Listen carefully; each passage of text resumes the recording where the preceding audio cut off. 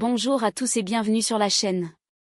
Accrochez-vous, car cette semaine dans Plus belle la vie, encore plus belle, diffusée du 14 au 18 avril 2025 sur TF1. Les émotions vont atteindre leur paroxysme. Entre trahison, révélations explosives, séparations douloureuses et drames familiaux, les habitants du Mistral vont traverser une véritable tempête.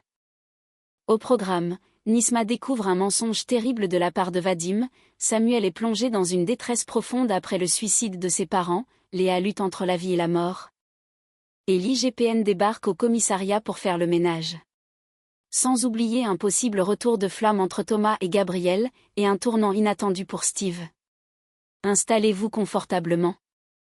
Abonnez-vous si ce n'est pas encore fait, et découvrons ensemble tous les rebondissements de cette semaine bouleversante à Marseille. Dans les épisodes de Plus belle la vie. Encore plus belle diffusée entre le 14 et le 18 avril 2025 sur TF1, un tournant déchirant attend l'un des couples emblématiques du Mistral. Entre Vadim et Nisma, tout semble soudainement s'effondrer. La jeune femme va faire une découverte bouleversante, son compagnon lui a menti sur un sujet particulièrement grave. En lui faisant croire que sa propre mère avait été victime d'une agression sexuelle. Ce mensonge, utilisé comme levier pour attirer la compassion ou détourner l'attention, va provoquer une onde de choc dans leur relation. Dévastée par cette trahison, Nisma n'aura d'autre choix que de rompre, mettant fin à une histoire qu'elle croyait sincère. Parallèlement, Steve va vivre un moment de remise en question, suscité par une rencontre inattendue. Ce nouvel événement semble chambouler ses certitudes. S'agit-il d'un coup de foudre ? D'une opportunité professionnelle, ou d'une personne qui va bouleverser son équilibre? Le mystère reste entier, mais une chose est sûre. Cette rencontre pourrait bien marquer un tournant décisif dans sa trajectoire. Enfin, une semaine sous haute tension s'annonce pour Thomas. En tant que témoin du mariage d'Éric et Bahram, il devrait se réjouir, mais voilà, il s'agit en réalité d'un faux mariage, orchestré pour des raisons qui échappent à la tradition. Pris entre son affection pour les deux hommes et son malaise face à la situation, Thomas aura bien du mal à dissimuler sa nervosité. Il s'efforcera de tenir son rôle avec dignité. Mais la pression sera à son comble. Entre rupture, révélation et secrets lourds à porter, le Mistral va une nouvelle fois être le théâtre d'émotions fortes et de choix déchirants. Dans Plus belle la vie, encore plus belle, les répercussions de l'affaire Alix Menton continuent de secouer le Mistral, et plus particulièrement le commissariat. Un bouleversement de taille s'annonce, l'enquête touche à son terme, et le voile se lève enfin sur l'identité du véritable coupable. Il s'agit de Charles Carteron. Mais la stupeur ne s'arrête pas là, sa complice n'est autre que sa propre épouse, et la mère de Samuel. Ce coup de théâtre provoque une onde de choc personnel et professionnel. Samuel, pris dans un conflit intérieur déchirant, doit encaisser la vérité, sa mère a sciemment couvert un meurtrier. Lui qui a toujours été animé par un profond sens de la justice, se retrouve plongé dans un dilemme moral insoutenable. Comment concilier loyauté filiale et intégrité policière ? Aux côtés d'Idriss, Samuel avait mené une enquête discrète, loin des regards, pour faire éclater la vérité. C'est grâce à leur ténacité que l'arrestation a pu avoir lieu. Mais cette victoire a un goût amer. Car au-delà du succès judiciaire, c'est une famille qui vole en éclats. Une image maternelle qui s'effondre, et un homme qui vacille. Léa, quant à elle, n'échappe pas aux retombées de cette affaire. Témoin impuissante de la souffrance de Samuel, elle est elle-même éprouvée, fragilisée par les tensions qui gangrènent leur quotidien. Leur couple, autrefois solide, chancelle sous le poids de cette crise. L'un et l'autre doivent désormais faire face à leurs blessures, dans un climat où confiance, vérité et douleur se confondent. Une chose est certaine, cette affaire laissera des traces durables.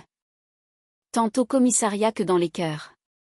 Ce n'est malheureusement pas la fin des tourments pour les habitants du Mistral. Le dénouement de l'affaire Menton, déjà bouleversant par les révélations sur l'identité des coupables, prend une tournure encore plus tragique. Charles et Véronique Carteron, acculés par la vérité et incapables d'affronter les conséquences de leurs actes, ont mis fin à leur jour. Ce double suicide secoue profondément le commissariat, plongeant l'équipe dans la stupeur et l'incompréhension. Pour la juge Colbert, cette affaire tourne au cauchemar judiciaire. Entre pression médiatique, manipulation et dérapage, elle considère que l'enquête a été un fiasco. Dans ce climat de crise et de perte de contrôle, l'Inspection générale de la police nationale, IGPN, est appelée à intervenir. L'IGPN prend alors le relais, décidée à faire toute la lumière sur les dysfonctionnements internes et à imposer une nouvelle rigueur dans la gestion des affaires. Le commissariat tout entier est placé sous haute surveillance, et chaque agent est désormais sous pression. Au cœur de cette tempête institutionnelle, Samuel tente tant bien que mal de rester debout. Mais la perte brutale de sa mère, mêlée à la révélation insupportable sur les crimes de son beau-père, le plonge dans une détresse profonde. Le policier, d'ordinaire si solide, vacille. Il se sent trahi, abandonné, et surtout, rongé par la culpabilité d'avoir contribué à cette issue fatale, même s'il a agi par devoir et en quête de justice. Jennifer, toujours présente à ses côtés, tente de l'épauler. Avec douceur et patience, elle essaie de le réconforter, de le ramener à la lumière. Mais Samuel, ravagé intérieurement, peine à accepter l'aide. Le poids du chagrin est trop lourd, les souvenirs trop douloureux, et la réalité trop brutale. Une semaine sombre s'annonce donc à Plus belle la vie, Encore plus belle, ou drames familiaux. Pression hiérarchique et douleur personnelle se mêlent. Dans ce chaos émotionnel et institutionnel, chacun devra trouver sa propre manière de tenir bon, ou de sombrer. Pendant ce temps, à l'hôpital de Marseille, l'inquiétude est à son comble. Léa Nebou, plongée dans un état critique à la suite de sa délicate opération au cerveau, fait l'objet d'une surveillance constante. Patrick, son père, et Jean-Paul, son compagnon, sont rongés par l'angoisse. Ils passent leur journée à son chevet, les traits tirés, les yeux embués d'inquiétude, guettant le moindre signe d'amélioration. L'opération, commencée dans l'urgence par Charles Carteron avant qu'il ne prenne la fuite, a dû être terminée à la hâte par Barham, le neurologue de garde. Mais ce dernier reste prudent, il ne cache pas à la famille que l'intervention a été chaotique, et que les risques de séquelles sont bien réels. Une paralysie partielle, des troubles de la mémoire, voire un coma prolongé ne sont pas à exclure. Le pronostic reste incertain, et l'atmosphère dans les couloirs de l'hôpital est lourde de tension. Et pourtant, un mince filet d'espoir pourrait renaître. Patrick, bouleversé mais toujours déterminé, va faire une découverte inattendue, un enregistrement, une note oubliée, ou un témoignage. Rien n'est encore sûr, mais cet élément nouveau pourrait tout changer. Ce qu'il découvre semble remettre en question certains détails de l'opération et pourrait offrir une lueur d'espoir quant aux chances de rétablissement de sa fille. Face à cette situation dramatique, les proches de Léa se mobilisent comme un seul corps. Samuel, malgré son propre chagrin, Jennifer, toujours fidèle, Thomas, même Gabriel. Tous vont se relayer autour d'elle, lui parler, lui tenir la main, espérant que leur présence pourra l'ancrer dans la réalité et l'aider à retrouver le chemin du réveil. Mais quel sera l'avenir de Léa Nebou? Sera-t-elle capable de se réveiller et de surmonter ce traumatisme? Ou l'opération aura-t-elle laissé des séquelles irréversibles? Une chose est certaine. La vie de la jeune femme est suspendue à un fil, et tout le Mistral retient son souffle. Et si, contre toute attente, le vent tournait en faveur de l'amour? Dans les prochains épisodes de Plus belle la vie, Encore plus belle, un retournement de situation pourrait bien surprendre les fidèles du Mistral.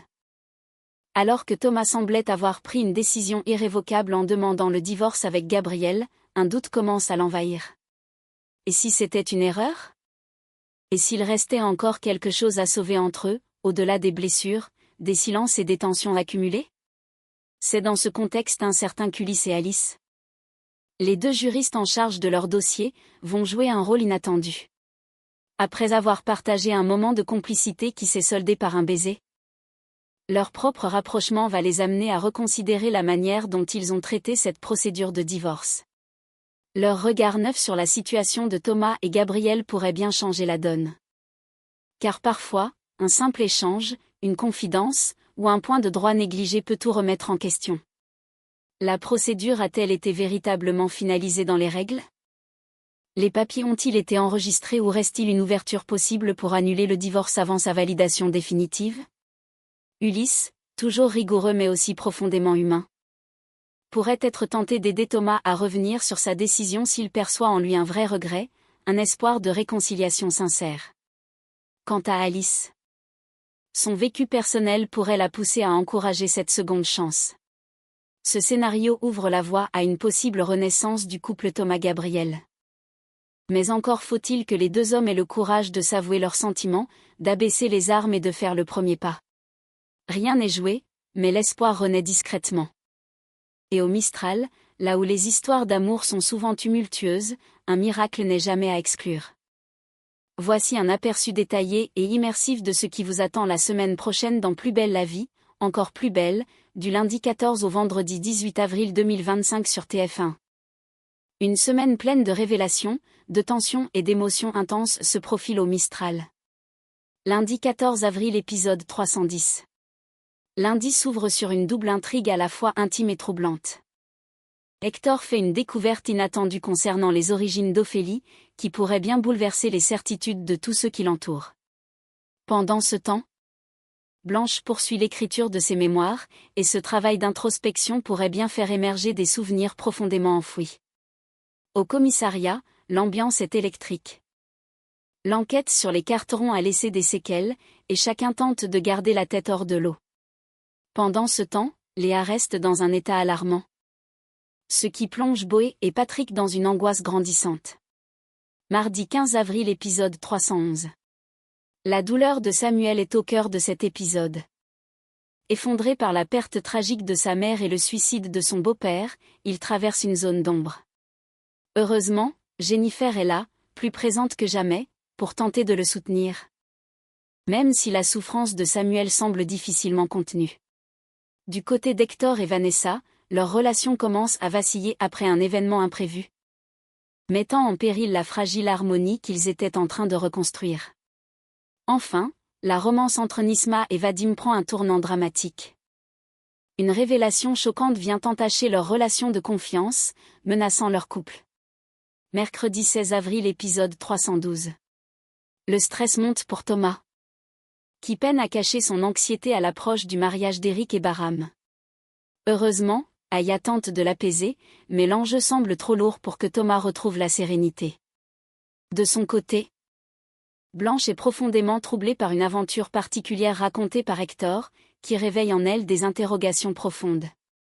Quant à Patrick, il met la main sur un élément inattendu, une découverte intrigante qui pourrait bien faire basculer la situation autour de Léa. Jeudi 17 avril épisode 313. La solidarité s'organise autour de Léa.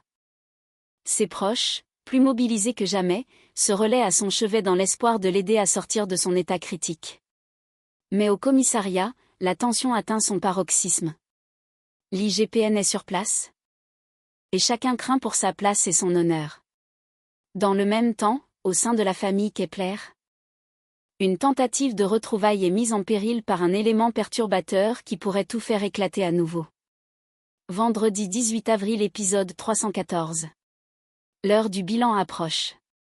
Thomas, désormais divorcé de Gabrielle, se laisse envahir par une vague de nostalgie. Et si cette séparation n'était pas définitive ?